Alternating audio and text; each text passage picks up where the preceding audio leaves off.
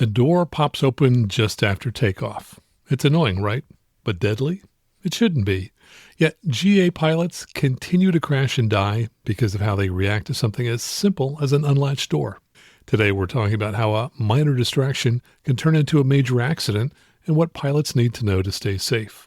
And in our update section, I'll talk more about the deadly crash of a Citation S550 in San Diego last week, including why it was illegal to fly that approach, even though the controller cleared the pilot for the approach. Hello again, and welcome to Aviation News Talk, where we talk general aviation. My name is Max Trescott. I've been flying for 50 years. I'm the author of several books and the 2008 National Flight Instructor of the Year. And my mission is to help you become a safer pilot. Last week in episode 385, we talked about the deadly crash of a Citation in San Diego that flew too low on an instrument approach. So if you didn't hear that episode, you may want to check it out at aviationnewstalk.com/385. And if you're new to the show, welcome. Glad you found us. And now, if you would, in whatever app you're using to listen to us, touch either the subscribe key, or if you're using Spotify or the Apple Podcast app, the follow key, so that next week's episode is downloaded for free. And if you've been listening to this podcast for a while and enjoy it and feel that you're getting value from it, I sure hope that you've signed up to join the club to help support the show. In fact, see if you know any of these people who've signed up in the last 2 weeks to support the show.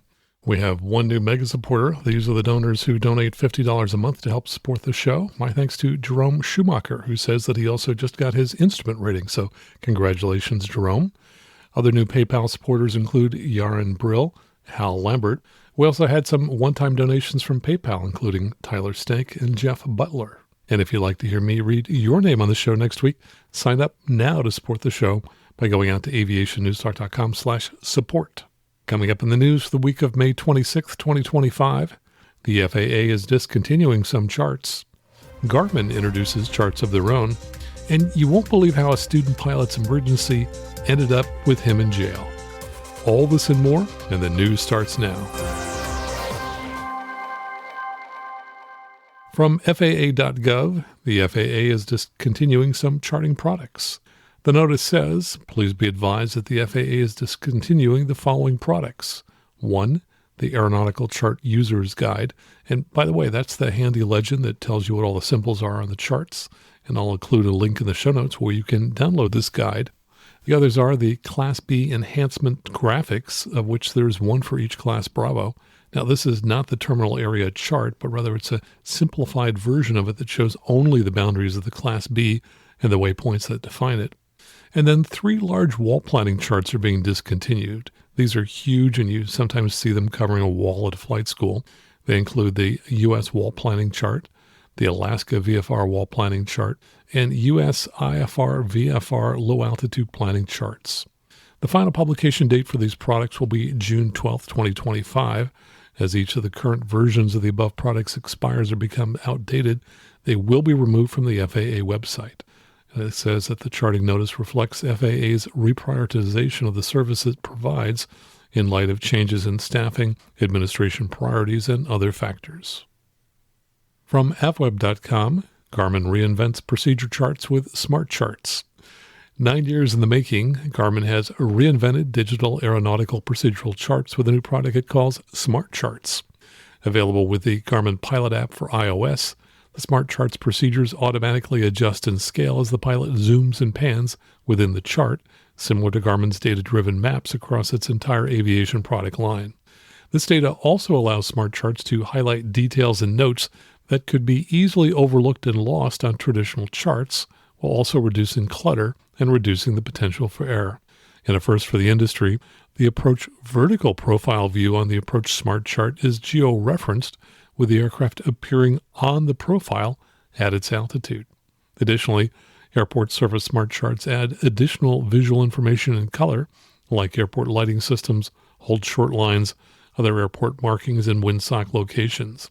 Airport diagrams also have quick access buttons at the top of the chart that showcase airport information like communication frequencies, runway information, and alternate minimums data.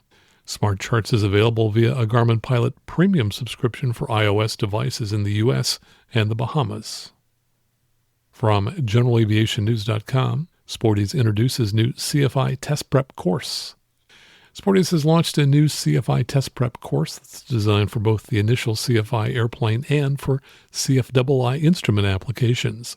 The course delivers preparation for what is often considered the most demanding phase of a pilot's training journey. The all-digital course features scenario-based questions, oral exam prep, and test-specific study guides designed to help applicants teach themselves the material, not just learn it, according to Sporties. Sporties has partnered with ASA to integrate ASA's instructor pilot/CFI prepware into Sporties' training platform. The course, available online and in Sporties' pilot training app, is available for $199.99. From avweb.com, tornado levels much of London, Kentucky airport. Aircraft hangars and at least one ultralight aircraft manufacturer were destroyed in a tornado at London, Kentucky airport. A deadly storm system that killed at least 17 people in the London area 2 weeks ago also destroyed much of the local airport. It appears that at least a half a dozen aircraft, including a medevac helicopter, several vintage airplanes, and an ultralight were destroyed by a tornado that cut right through the airport. Private hangars were also flattened, and it's not clear how many aircraft were inside of them. It was reported that one aircraft was sucked up into the vortex of the funnel cloud. Among the casualties was ultralight manufacturer Kolb Aircraft, whose large hangar was destroyed. An aircraft under construction inside was flipped over. Charles May, co-owner of Kolb, said, "You never expect something like this. It's like winning the lottery, but in reverse. What are the chances?" Nobody at the airport was killed or injured. The terminal and a restaurant were also spared serious damage. The tornado was part of a severe storm system that swept Missouri and Kentucky. And also from avweb.com, Gamma numbers all positive for the first quarter of 2025. Gamma, the General Aviation Manufacturers Association, has released its first quarter 2025 statistics for aircraft shipments and billings. Results are positive with double-digit increases in all categories for fixed-wing aircraft compared with Q1 of last year. Turboprops led the charge with a 23% jump to 133 aircraft shipped compared with 108 last year. Pistons weren't far behind, up from 296 deliveries to 353, a 19% gain. With business jets rounding out the numbers with an 11% boost, that would be 141 deliveries versus 127 in Q1 last year, total aircraft deliveries increased by 18%. But billings, boosted by the pricey bizjet deliveries, increased by a whopping 25.7% to $5.04 billion from $4.01 billion. From generalaviationnews.com, pilot regrets flying after pressured by boss. And this comes from a NASA ASRS report written by a CFI. The CFI wrote, "I was on a training flight with a student practicing maneuvers in the practice area when the Cessna 172 began to experience severe engine roughness. With ZZZ being the closest airport, we made the decision to request priority handling and get clearance to land there. Once we had landed safely and gotten clear of the runway, we exited the aircraft and began to talk with the airport manager about what to do next. After talking with the airport manager, he advised me to call my boss, the owner of the flight school and head of maintenance. While on the phone with him, he told me to get in the aircraft and instructed me to run the engine up to full power for a few minutes to burn off any possible spark plug fouling. Afterwards, he had me do multiple magneto checks at different RPMs to test if the problem had been fixed. Upon doing the test, the engine was running smoothly again. After informing him that the problem had been fixed, my boss, who is also an ANPIA, advised me to fly the aircraft back to ZZZ-1 airport. From there, I discussed with the airport manager and my boss as a group what action to take. My boss told me that I was clear to take off to return to the home airport as long as it was only me on board. The aircraft manager discussed with the tower, who also said I was clear to depart. At this time, my boss made it seem to me like this was the correct thing to do to bring the aircraft back, and I felt pressured by my boss and did not want to go against his instructions. 2 days later, my chief instructor contacted me about the situation, advising me that I had taken the wrong course of action and should have never departed the airport. After reviewing the regulations, I now realize that I did not follow the proper protocol. I learned that as PIC, I should not have let anyone influence my decision to fly or not to fly, no matter what implications it may have. Going forward, I'm going to make a better effort to create a better safety culture and encourage my fellow CFIs to never fly, no matter how pressured they may feel by external pressures." And finally, from IV Press Online, student pilot in Highway 76 emergency plane landing sentenced to 30 months for drug trafficking. Dateline San Diego, Troy Smith, a 36-year-old student pilot from Oceanside, was sentenced to 30 months in federal prison for his involvement in drug trafficking. The sentencing follows an incident where Smith's aircraft was forced to make an emergency landing on State Route 76 in Oceanside in September 2024, which led to the discovery of his illegal activities. Smith pleaded guilty in January to 2 counts of possession of cocaine with intent to distribute. The first count is related to the emergency landing that occurred at approximately 1:39 a.m. on September 26, 2024, during which Smith attempted to conceal a package of cocaine from law enforcement officers. The second count pertains to his mailing of cocaine through the U.S. postal system in 2023. Additionally, during the investigation, Smith acknowledged similar conduct involving the mailing of cocaine on at least 2 other occasions. While Smith faced potential penalties of up to 20 years in prison and a fine of $1 million, his plea agreement resulted in the reduced sentence. Well, that's the news for this week. Coming up next, a few of my updates, including more information on last week's Citation crash, and then our main topic about doors opening in flight. But first, and now here's a Headset Minute by Lightspeed with Derek Schmidt. Derek, I have 3 different kinds of plugs on my various Lightspeed headsets. Tell us about the different plug types. We get asked this question all the time. What plug type should I get on my headset? For most pilots, the answer is dual GA plugs. These are incredibly common in general aviation flying, and even if other panel jacks are available in the aircraft, usually GA are available as well. So for pilots who are switching back and forth between planes or just starting out in aviation, general aviation plugs are usually what we recommend. There's also a LEMO plug, which is a 6-pin or panel-powered plug that draws power from the ship's power. And so the headset itself doesn't need any batteries in order to power the ANR on the headset. Some of our newer headsets as well, the Lightspeed Delta Zulu, will actually use that ship's power to charge the lithium-ion battery. That's also included on the headset. Yeah, I love the LEMO plug on the headset that uses it because I'm not constantly having to swap out batteries from that headset. So if someone has a headset with a LEMO plug and they end up wanting to fly an airplane that's got the dual GA jacks, can they do that? Absolutely. There's a number of adapters that are available, and just it's as simple as reaching out to a local aviation supply shop. They'll get you all sorts of varieties of plug configurations for your setup. Excellent. And what's that funky third plug type? That one's called a Heli or a U174 plug, and you will know if you need it. Yes, it's for those of us who fly helicopters. Derek, thanks so much for keeping us informed and making sure that we stay plugged in. Happy to be here, Max.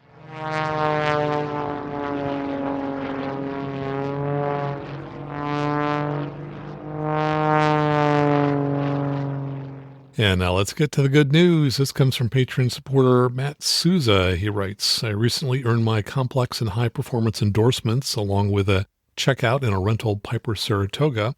I'm reaching out to tell you how much chair flying helped me during the transition. Following your recommendation on its effectiveness, I made it a point to chair fly at least twice a day. I was amazed at how much it paid off when I was in the plane. It worked incredibly well. Even now that I'm officially checked out, I continue to chair fly regularly. I know I'm still new to the Saratoga, and this kind of practice is helping me build muscle memory and becoming a safer pilot. Matt, congratulations to you, and thanks for sharing that story. And yes, I think I talked recently about how chair flying helped me pass my commercial helicopter check ride. And we've got a new video of the week. This one is about a state police helicopter video showing a rescue at night of a 2-year-old who was lost in the woods. Of course, they use the infrared camera. It's really fascinating to watch. The links for all of our videos of the week are on the same page with links that you can use to become a supporter to start supporting the show. So when you go to view the videos, look at the bottom of the page for the video links. And at the top of the page, you'll see 4 options, including Patreon, that you can use to sign up to support the show. To see all of the videos of the week or to support the show, just go out to aviationnewstalk.com/video. And just a quick reminder that if you haven't signed up for our Lightspeed giveaway, you will not be getting a free top-of-the-line Delta Zulu headset worth $1,200. Instead, someone else who took the 2 minutes it takes to sign up will be getting that headset. But it's not too late. Go out on the web and sign up now at aviationnewstalk.com/giveaway. And to help you get to that website, we've got a link in our show notes. And of course, whenever you buy a new headset, make it a Lightspeed. And when you do, Lightspeed will send a check to support Aviation News Talk, but only if you first go to this special link that we have set up to help you get to the website. So when you buy, go first to aviationnewstalk.com/Lightspeed, which will take you to their website where you can make your purchase. And as you know, I write a monthly column for Flying Magazine, and they've just posted links to a couple of those articles. So if you don't subscribe, you can read them online. One of those is called Flying the Margins, How One Pilot's Choices Stack the Odds. Subtitle is Sometimes It's Not Worth Finding Out If Normal Aviation Variability Will Exceed Your Capabilities. And in it, I wrote that in his book, Pre-Accident Investigations, safety expert Todd Conklin wrote that aviation accidents are the unexpected combination of normal aviation variability. And I talk about this accident where there were a number of variables that just kept stacking up and ultimately exceeded the pilot's capability to manage them all. And another one of my columns is also now available on the web. It's called What Happens When Autopilots Fail. Accidents can occur if workload exceeds an aviator's capacity. So you can see a similar theme there. And I talk about several accidents in which pilots crashed soon after reporting to ATC that they had lost their autopilot. So if you'd like to read those articles, check out our show notes at aviationnewstalk.com/384. And I have some truly exciting news to share. I have dreamed for years about building a network of high-quality aviation podcasts, and it's finally happening with the launch of 3 new shows that I think you're going to love. The first is NTSB News Talk, and you probably heard the debut episode that I shared in our Aviation News Talk feed as episode 384. That show is co-hosted with my friend Rob Mark, who's been a frequent guest here. We're going to do that show bi-weekly, and we're going to try and unpack what went wrong and how pilots like you and I can avoid repeating some of those mistakes. So please follow or subscribe to NTSB News Talk in your favorite podcast app. The second show is UAV News Talk. Formerly called the UAV Digest, this show is back with a new name. I've teamed up with one of the original co-hosts, David Vanderhoof, to relaunch it as UAV News Talk. So think of it as your bi-weekly source of all things about drones, UAVs, UAS, and eVTOLs. And it has a deep archive of over 428 episodes. I'm doing that show because I'm looking forward to visiting and interviewing people at some of the eVTOL companies in my area. And just last week, this is pretty surprising, I experienced my first drone delivery of food from a local company. And I'll be talking about that in the next episode. And so if you would, just search in your favorite podcast app for UAV News Talk and then touch on subscribe or follow. The last show is the Rotary Wing Show. Well, this is the go-to podcast for helicopter pilots. It was originally founded in 2014 by Australian pilot Mick Cullen, and it has 113 episodes. And it's a show that I used to listen to because I loved it as I was driving 45 minutes to Hayward to take my helicopter lessons. Now, we're currently working on the transition and will release new episodes soon, but I've always wanted to have a separate helicopter show because I know that relatively few of you are helicopter pilots, so I don't want to be doing a lot of helicopter topics on this show. But if helicopters are your thing, or even if you're just curious, check out the Rotary Wing Show. So if any of these topics interest you, please search for them in your podcast app of choice, and then click follow or subscribe. And if you have story ideas, or if you want to help with the helicopter show, or you just want to share feedback, go out to aviationnewstalk.com and click on Contact at the top of the page. Now, I want to follow up with some new details on the crash of a Citation S550 in San Diego that we talked about last week in episode 385.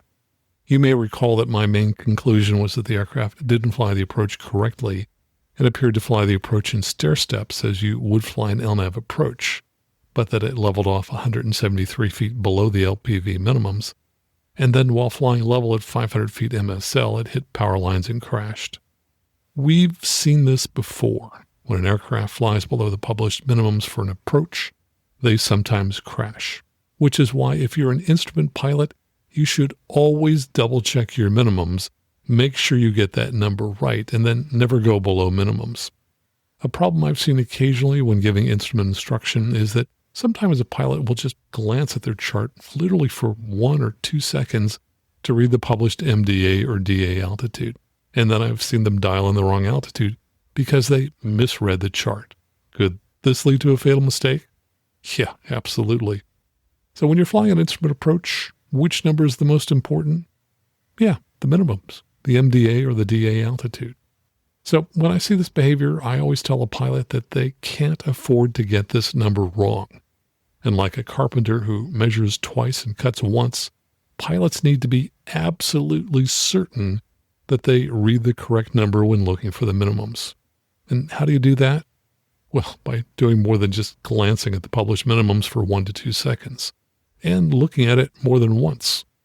You can also circle the number when you're briefing the approach, which you should be doing long before you start to fly the approach. When I'm teaching in the Vision Jet, we typically start looking at the details of the approach we plan to fly an hour before we arrive at our destination. In the case of the Citation S550 in San Diego, could the pilot have misread the minimums? Absolutely yes. In fact, after rereading the chart today, that is my leading theory of why this aircraft flew the wrong minimums. Sometimes pilots will cheat and purposely fly below minimums, but I don't believe that's what happened here. I said last week that the pilot appeared to be flying the approach as an LNAV approach because he leveled off multiple times rather than flying the glide path. And he correctly leveled off at the right altitudes for the 2 fixes prior to the MDA. So that tells us his altimeter was probably set correctly and that he read those altitudes on the chart correctly. But when I read the chart today, I looked for a possible reason as to why the pilot may have leveled off at 500 feet. And I found it. If you have a copy of the RNAV GPS runway 28 right approach for Montgomery Field, KMYF, look at the LNAV minimums line. Recall that I said the pilot was flying this approach as if he were flying to LNAV minimums with level offs at Penny and Pelos. The LNAV minimums for the approach are 840 feet with 3/4 of a mile visibility, though a NOTAM raised the minimums to 940 feet. If you look to the right of that 840 number, you see the number 417, which means that 840 feet MSL is 417 feet above the touchdown zone elevation of 423 feet. If I were flying this approach and reading the minimums, those are the only 2 altitude numbers I would look at if I were flying to LNAV minimums. But if you look slightly to the right of those numbers, you'll see a set of numbers in parentheses, and I always ignore those numbers as they are published for military pilots flying military aircraft. They don't apply to us civilians flying civil aircraft. And the first number in the parentheses is, yeah, you may have guessed it, 500.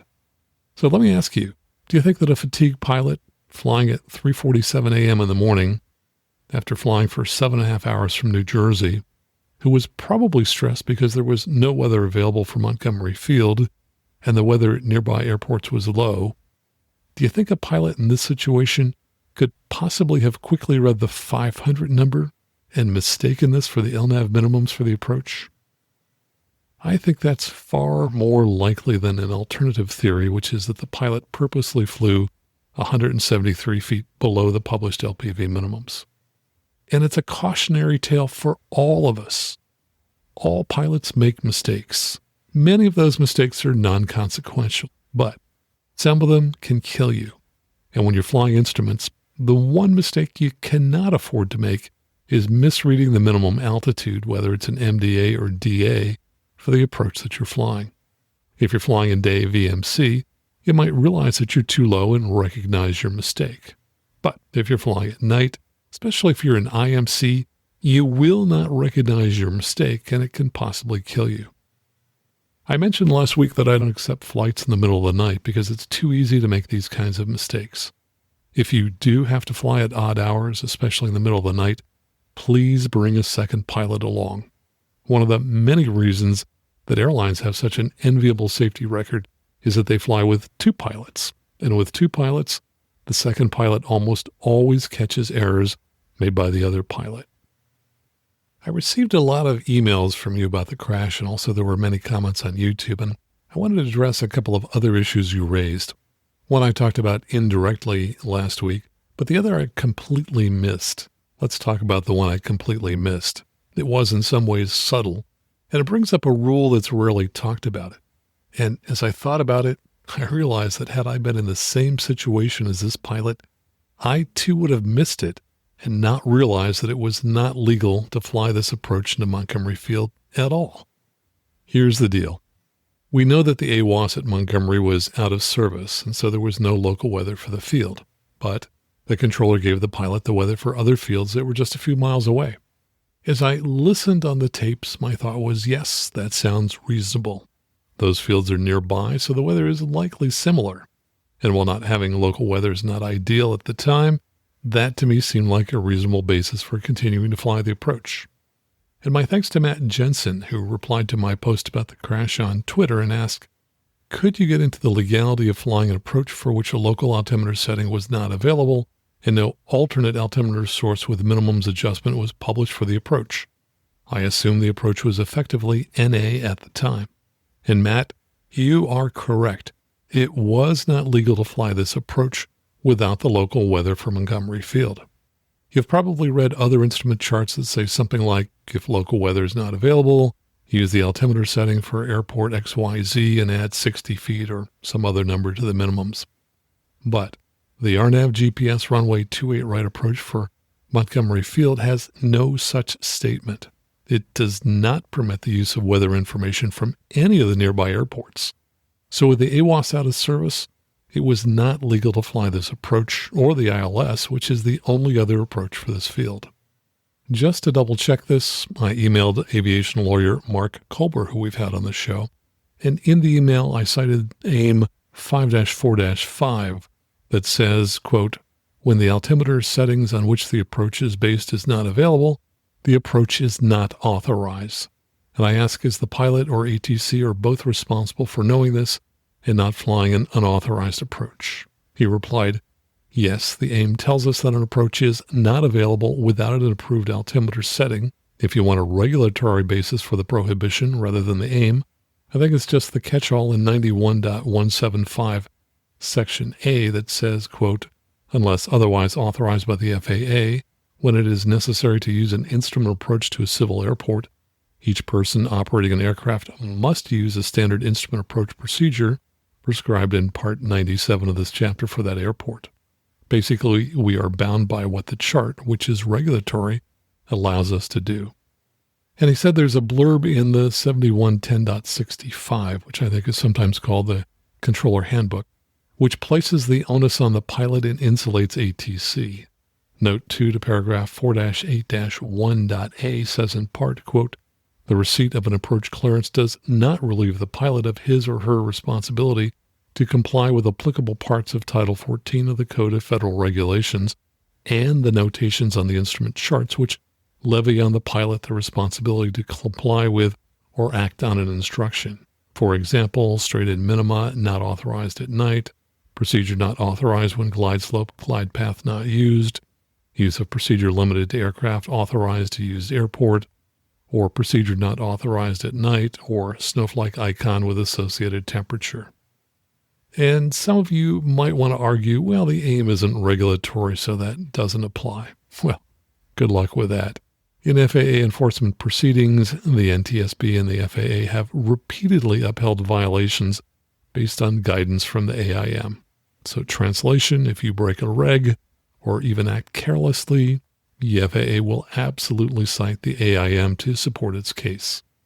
And FAA Order 8900.1, which incorporates what we used to call the FAA Inspector's Handbook, says, quote, the AIM contains information and procedures which explain the requirements of the regulations. Pilots who deviate from the AIM guidance must be prepared to show that their actions were consistent with the regulations and safe operating practices. So, bottom line, the accident pilot was not authorized to fly the approach, even though ATC cleared him for the approach because they didn't have the weather for Montgomery Field, and there was no authorization on the chart to use weather from another airport. Listeners also ask about whether the pilot was allowed to fly the approach faster than the speeds authorized for Category B.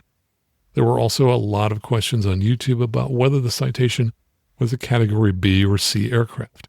And if it were a Category B aircraft, would it still qualify for flying the approach in Category B if it exceeded the maximum Category B speed limit of 120 knots. You may recall that last week I said, quote, during the level off at 2,500 feet, it was able to slow to 175 knots as it crossed the final approach fix and started its final descent on the glide path. During the descent on the glide path, the aircraft slowed from 175 knots to 124 knots just before it crashed.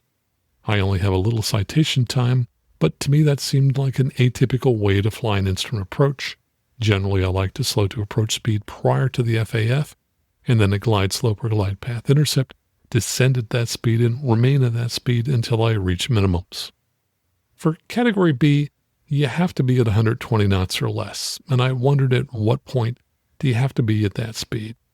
So this week I did a little research, and I found out that you have to be at that speed at the FAF, which is the beginning of the final approach segment.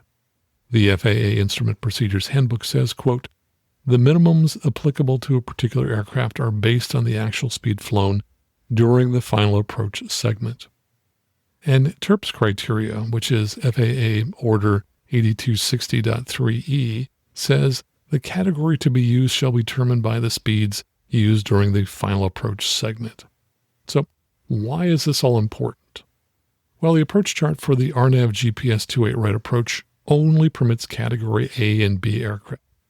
There were a lot of comments about the Citation being a Category C aircraft, but I think that's incorrect.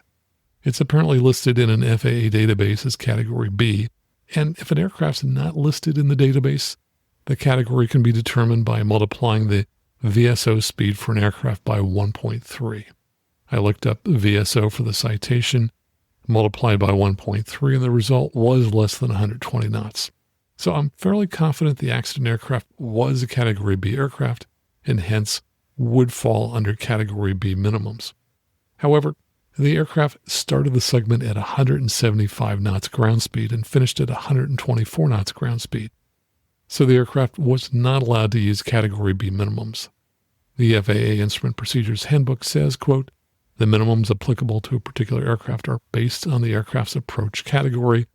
If it is necessary to operate at a speed higher than the upper limit of a speed range for an approach category, the minimums for the higher category must be used. And 97.3 establishes that approach categories are based on 1.3 VSO, but operational use of minimums is determined by the actual indicated airspeed flown. So unless this aircraft was flying into a 55-knot headwind, being at 175 knots at the final approach fix means that it was not allowed to use Category B minimums, and hence it couldn't use this approach as Category B is the highest category authorized for the approach. You may have also heard about some NOTAMs for some lights being out of service, and some of the media misreported this as the runway lights being out of service. After that occurred, airport management stated that the runway lights were operational. The lights that were NOTAM out of service were the PAPI and the approach lighting system. Of these two, the approach lights are the more significant. If you've ever flown an approach to 200 feet minimums with low visibility, you know that those approach lights might be the only thing you see as you approach the runway. And the absence of those lights would make it harder to spot the runway, especially at night in low visibility. So there were many factors involved with this crash, but the most salient one is that the aircraft was 173 feet below LPV minimums, possibly because the pilot misread the approach chart. And had it been at either the MDA or the DA, the aircraft wouldn't have collided with power lines and crashed. Coming up next, we're going to talk about a number of recent accidents involving open doors that have killed pilots, and about what you can do to avoid these kinds of accidents. All right here on the Aviation News Talk podcast.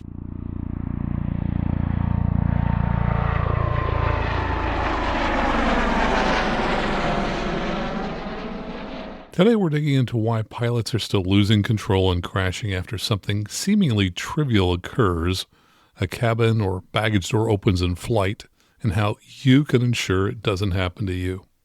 And if you're thinking, what's the big deal? Why are we talking about this? Let me point out that in just the first few months of 2025, we've had 4 serious crashes in the U.S. where a pilot experienced a door or baggage door opening after takeoff and didn't make it back safely.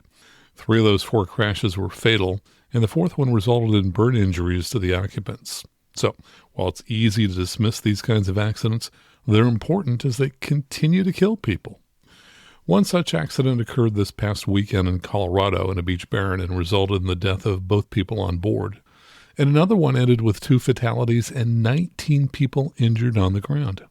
And these aren't isolated incidents. They're part of a pattern that the FAA and NTSB have been warning us about for years. First, my thanks to Patreon supporter Eric Newman, who emailed me and suggested that we talk about this topic. He wrote regarding this past weekend's accident, "Hey Max, after yet another fatal accident involving an open door, I think it's time to do a segment on this. It's not an uncommon occurrence, and it's definitely scary when it happens to someone for the first time. But it is not an emergency. Aviate, navigate, communicate." I was right seat in a Bonanza last summer departing Greeley, Colorado, and was given the privilege of performing the takeoff. Just about the time we arrived at pattern altitude, the door next to my shoulder popped open. My much more experienced left-seater calmly reassured me, notified ATC of our need to return, and we did a touch and go where I closed the door on the roll. I learned that the plane flies just fine with an open door, that at 140 knots, the door is essentially immovable from the 3 to 4 inch open position, and that other than a lot of noise, it's a non-event. Eric, thanks so much for your email and for having taken a few minutes a year ago to sign up to become a Patreon supporter of Aviation News Talk. I love it when people value the show enough that they're willing to take a few minutes out of their day to do that. Now, I have had open doors more than a dozen times, probably close to 2 dozen, and I'll tell you why later I've had so many of these incidents. And here's what typically happens. The pilot takes off, climbs out, suddenly hears a loud bang. Maybe a passenger door wasn't latched properly, or a baggage door pops open. There's lots of noise, wind, maybe some vibrations, papers might fly around. The pilot is startled. That's probably the biggest effect. But the airplane is still flying just fine. But the pilot gets distracted, maybe tries to reach back and close the door, or decides to immediately return for landing with a low-level steep turn. That's where the real danger lies. Let's talk about some of these recent accidents, and then I'll tell you about some of my open-door incidents, including one that scared the daylights out of me. First, here's the one that happened this past weekend.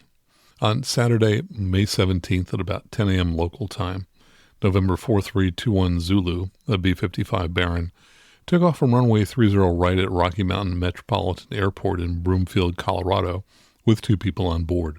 Shortly after takeoff, the pilot radioed the tower to say, quote, "We're going to have to go back and re-land. We've got the door popped open." The tower instructed the pilot to make right traffic and cleared him to land, but there were no further transmissions from the pilot. The aircraft climbed to just 250 feet AGL and then started a right crosswind. During the right crosswind, the aircraft lost about 200 feet while slowing from about 100 knots to 96 knots. Now, the only way the aircraft could have slowed while losing that much altitude was if the engines were pulled way back. Most likely, the pilot felt that with a door open that he should reduce airspeed. Tragically, as the Baron turned to the downwind, it continued to slow and lose altitude. As it rolled out on the downwind, its ground speed was 81 knots. A few seconds later, it started turning to the left, and the last recorded speed was 71 knots at about ground elevation. The plane crashed and caught fire, and there were no survivors. One notable thing about this accident was that the pilot climbed only to about 250 feet AGL while trying to fly a traffic pattern. Obviously, most traffic patterns are either 800 or 1,000 feet AGL, and it would be easy to dismiss this low altitude as just a random mistake by the pilot. Yet, I've noticed over the years that flying a ridiculously low traffic pattern is actually fairly common when pilots panic and try to quickly return to the airport. So please remember this and instead fly a normal traffic pattern even when you have to return quickly to an airport. I don't know the psychology behind why pilots often do this, but here's my guess. I'm guessing that incidents like this are very anxiety-producing, and that pilots want to get back on the runway as quickly as possible.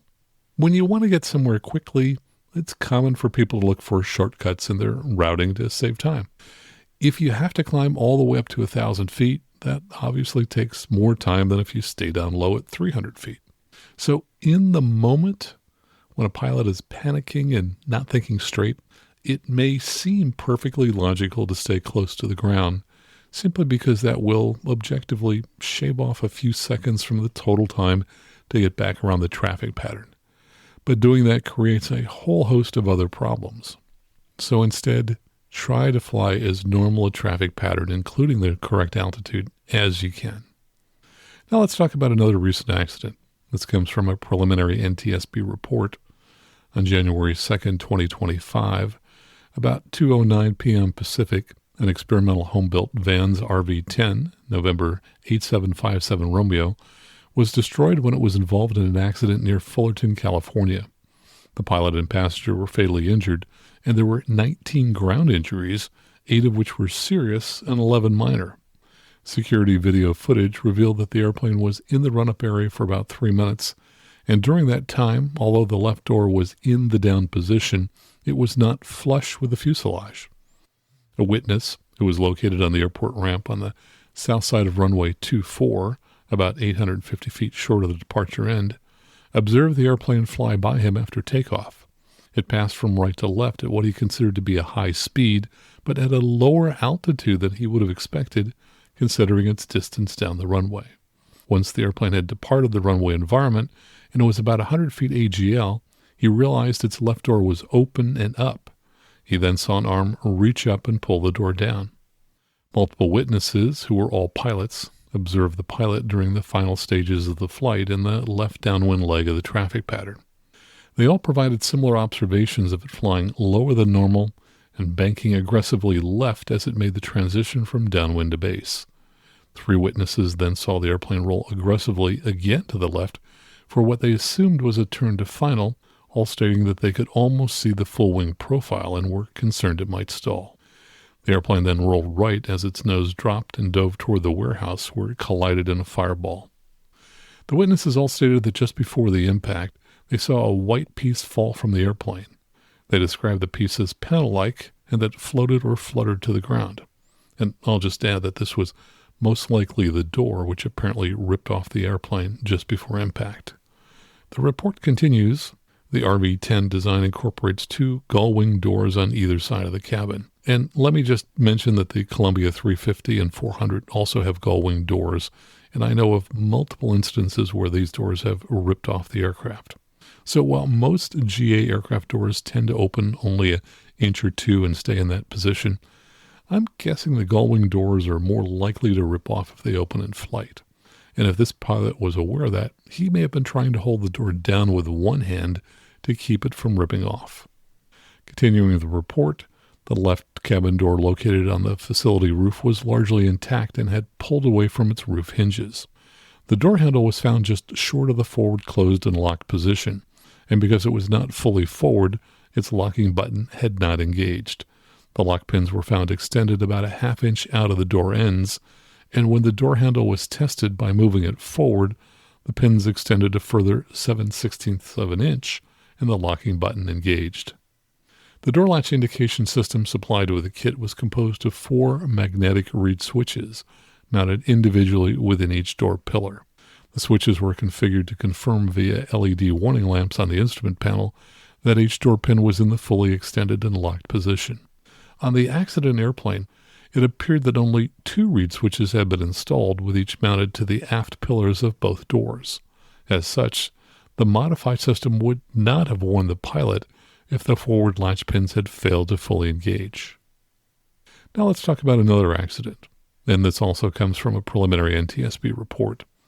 On March 9th, 2025, about 3:30 p.m. Eastern, a Beech A36TC, November 347 Mike, was substantially damaged when it was involved in an accident at Lititz, Pennsylvania.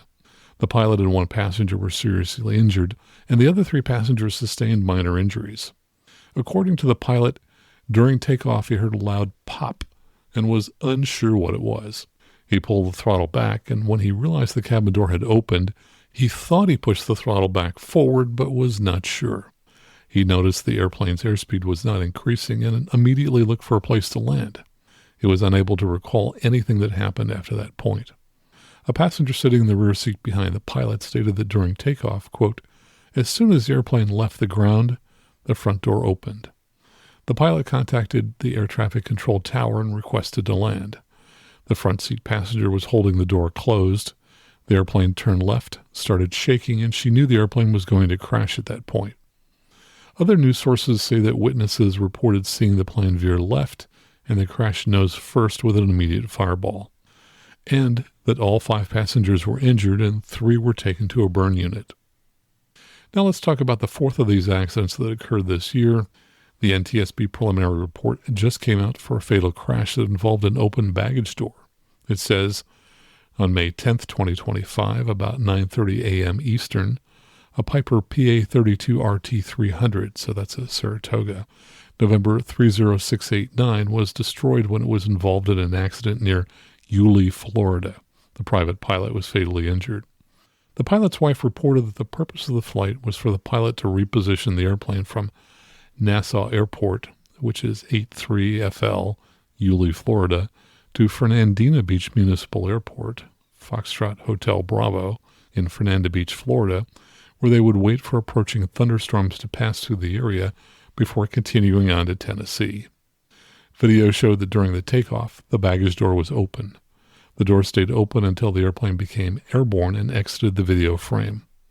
Following the accident, a sweep of the usable portion of runway 12 found a case of aviation oil about 100 feet from the beginning of the runway and to the right of the center line.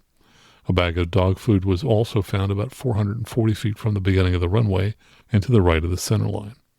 Review of surveillance video from a residence that was located about 550 feet north of the departure end of the runway showed the airplane in a steep left-wing low descent prior to impacting a tree in the ground about 10 seconds after departing the airport.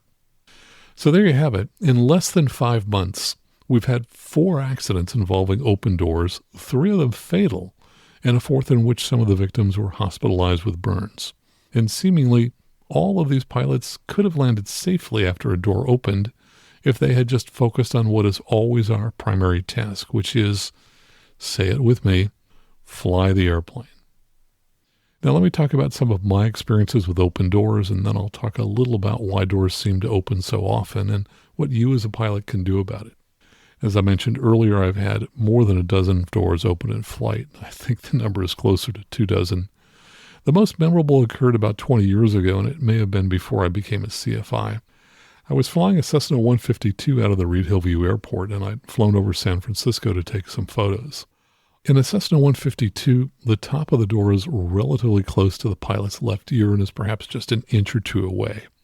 At some point in that flight, the pilot's side door opened, and the noise it made was so sudden and so loud that I nearly jumped out of my skin. It was very startling and felt like a heart-stopping moment. Fortunately, after a second or 2, I realized it was just the door that had opened and that I wasn't actually in imminent danger. In most Cessnas, when a door opens, the door only opens perhaps an inch, since the wind keeps the door mostly closed. However, that sudden increase in noise, even when you're wearing a headset, can be dramatic and quite scary. So if this happens to you, you need to quickly regather your wits, shake off the momentary fear and confusion, and fly the airplane. Remember that there is no imperative to close the door. If you want, you can leave it open and close it when you land. But this flight was memorable for yet another reason. At some point, I opened my window to shoot pictures with my SLR, and I will tell you that I was stupidly doing this while I was alone in the airplane. If you're going to shoot photos through an open window, I strongly recommend that you bring along a second pilot. While shooting out the window, my shoulder belt became loose and went out the window. The shoulder belt on older Cessnas connects to a metal button on the lap belt, and there's a piece of plastic that goes around that button to make sure that the shoulder belt stays securely attached to the button. But it's common for that round piece of plastic to age and break off. And when it does, the shoulder belt will only loosely attach to the lap belt, and it constantly becomes unattached. So if you're flying an older Cessna with this problem, have your mechanic get a new plastic ring and have it attached to the button on the seat belt. And by the way, the trick to installing it is that you must first heat the plastic ring so that it expands enough that it can be pushed down over the button.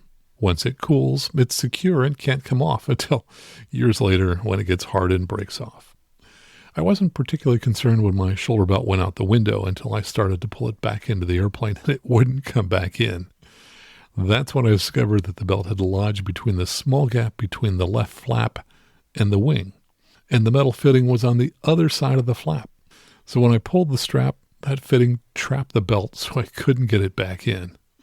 I spent a minute or two fiddling with it and eventually got the shoulder belt free and back in the airplane. But I had been concerned that if I operated the flaps, there might have been some kind of difficulty in landing. But overall, the experience of having the door open and then losing the shoulder belt out the window sent my stress levels through the roof, which is why that flight was so memorable. But most of my open door experiences have been in Cirrus aircraft. My recollection is that over the past 26 years, Cirrus has had 4 different door designs on the SR-20 and SR-22. The first design and the last design work exceptionally well, and normally those doors won't come open unless you make a mistake, which I did one time, and I'll tell you about that in a minute. So the original G1 model doors worked well. In 2004, the G2 came out, and that design had a round button, and it operated 2 latches, one at the top of the door and another near the bottom of the door. And I've seen many, many cases where one of those latches either failed to close properly before takeoff, or one of the latches released in flight, usually about the time we were rotating. The design remained substantially unchanged until 2016 when Cirrus introduced a new door locking system. That design features a handle on the inside of the door. When you push that handle down, the door is securely locked, and I've never seen one of those doors unlock in flight if the handle is down. But for aircraft built from 2004 through 2015, there's a good chance if you fly these aircraft often that at some point you'll encounter an issue with the door being difficult to close or with it unlatching in flight. But here's the most important thing to know. A door popping open on a Cirrus and most other aircraft is a non-event. At most, the door pops open about 3/4 of an inch and it's a little noisier inside. And that's it. What you should know is that it's virtually impossible to close a Cirrus door in flight, so please don't waste your time trying to do it. Instead, fly the airplane. Also, it's not imperative to land immediately and close the door. And the Cirrus POH guidance for dealing with an open door has changed over the years. I pulled out an earlier POH and it says for door open in flight, the doors on the SR-22 will remain 1 to 3 inches open in flight if not latched. If this is discovered on takeoff roll, abort takeoff if practical. If already airborne, 1, airspeed, reduce to 80 to 90 knots.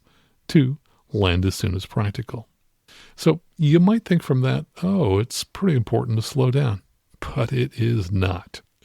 Here's what the POH says for a later model SR-22 G6 for door open in flight. 1, airplane control, maintain. And then procedure complete. So that's all there is to it. And then there's a note. It says the doors on the airplane will remain 1 to 3 inches open in flight if not latched. If this is discovered on takeoff roll, abort takeoff if practical. If already airborne, do not allow efforts to close the door to interfere with the primary task of maintaining control of the airplane. So it says nothing about slowing down, and it says nothing about landing as soon as practical. And remember that while the door latching mechanism has changed, the door itself and the airframe are essentially the same. So somewhere along the way, Cirrus realized that there was no need to slow down and that pilots shouldn't focus on that. Instead, they should focus on flying the airplane. And I've flown a Cirrus with the door partially unlatched for more than an hour. As I've said, it's just a little noisier and perhaps a little cooler inside. I am aware of one Cirrus door-related accident. In 2024 in Nixon, Pennsylvania, the pilot reported that while departing from the runway, the right cockpit door opened. The pilot was unable to close the door, and he decided to return to the airport to close the door on the ground. While on final approach and near the runway, the pilot thought he heard the stall warning horn, so he attempted flaring the airplane to land. The airplane bounced twice, so the pilot attempted to abort the landing by advancing the throttle. The airplane veered to the left and exited the runway. Following the accident, the pilot stated, "In hindsight, I don't think the sound I heard was the stall warning horn, but rather the sound squealing through the partially open door, which confused me into thinking the aircraft had stalled.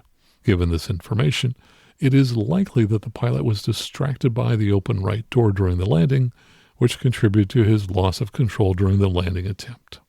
Note that the pilot mentioned a squealing sound. This is something you want to pay attention to. Over the years, I've learned that when you do the run-up in an SR-22, as you bring the engine up to 1700 RPM for the mag check, if you start to hear a whistling sound, that means one of your doors is not properly latched. So listen carefully during your run-up. I've also noticed that in the SR-20, you won't hear that sound when you do your run-up with an open door, probably because the smaller engine is sending less air by the door.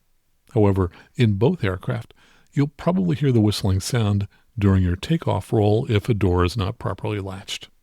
I did have a late model door unlatch on me one time at rotation, and it was totally my fault. It was a rare solo flight for me in a Cirrus, and I was sitting in the left seat, and when doing the run-up, I remember reading the door closed and latched checklist item and thinking, yes, it's closed, but I didn't look at it or touch it. I was in the left seat, but didn't realize that the right door handle was not in its flush 9 o'clock position, but was instead sticking up an inch or so. Had I touched it, I would have immediately noticed that it wasn't in the fold down and closed position. Since it was the right door that unlatched, I wasn't able to immediately reach it, so I waited until I was at a comfortable altitude to reach over and latch the door. And by the way, as I've mentioned in the past episode, there have been nearly 20 rear doors that have ripped off of Diamond DA-40s and DA-42s in flight when they were not properly latched. So when flying these airplanes, I always touch the rear door handle each time it's mentioned in the checklist to verify that it's actually closed. Now here's what the FAA Airplane Flying Handbook says about open doors. It says, in most instances, the occurrence of an inadvertent door opening is not of great concern to the safety of a flight, but rather the pilot's reaction at the moment the incident happens. A door opening in flight may be accompanied by a sudden loud noise, sustained noise level, and possible vibration or buffeting. If a pilot allows himself or herself to become distracted to the point where attention is focused on the open door, rather than maintaining control of the airplane, loss of control may result, even though the disruption of airflow by the door is minimal. In the event of an inadvertent door opening in flight or on takeoff, the pilot should adhere to the following. 1. Concentrate on flying the airplane. Particularly in light single and twin-engine airplanes, a cabin door that opens in flight seldom, if ever, compromises the airplane's ability to fly. 2. If the door opens after liftoff, do not rush to land. Climb to normal traffic pattern altitude, fly a normal traffic pattern, and make a normal landing. 3. Do not release the seatbelt and shoulder harness in an attempt to reach the door. Leave the door alone. Land as soon as practical, and close the door once safely on the ground. 4. Remember that most doors do not stay wide open. They usually bang open and then settle partly closed. A slip toward the door may cause it to open wider. A slip away from the door may push it closed. 5. Do not panic. Try to ignore the unfamiliar noise and vibration. Also, do not rush. Attempting to get the airplane on the ground as quickly as possible may result in steep turns at low altitude. 6. Complete all items on the landing checklist. 7. Remember that accidents are almost never caused by an open door. Rather, an open door accident is caused by the pilot's distraction or failure to maintain control of the airplane. The NTSB investigations into these accidents consistently pinpoint pilot lapses as primary factors. Their key findings include 1. Distraction and loss of control. Nearly all reports cite the pilot's diverted attention to the open door and failure to maintain aircraft control as the immediate cause of the accident. 2. Pilot decision-making under stress. Several accidents involve pilots making hasty or inappropriate decisions upon realizing a door was open, instead of climbing to a safe altitude or calmly configuring for a normal pattern. They try to fix the situation immediately, e.g. entering a steep turn back to the runway or attempting to physically close the door in flight. 3. Inadequate pre-flight, latch not secured. A preventative factor in many door open incidents is simply ensuring the door is properly latched before takeoff. NTSB reports frequently note that the door canopy was not fully secured to begin with, either due to pilot oversight or a latch malfunction. In a Piper Malibu accident, a line technician left a maintenance door unlatched, and the pilot's pre-flight failed to catch it. 4. Mechanical issues, rare but possible. While pilot error is the primary theme, there have been a few instances of door latch mechanism failures contributing to in-flight openings. For example, a Beechcraft Bonanza A36 experienced a door opening in flight due to a misrigged warning switch. The door locking pin was resting on the stirrup, not fully engaged, yet the cockpit warning light did not illuminate, leading the crew to think the door was secure when it wasn't. It's worth noting that none of the accidents in the last decade were attributed solely to a design flaw.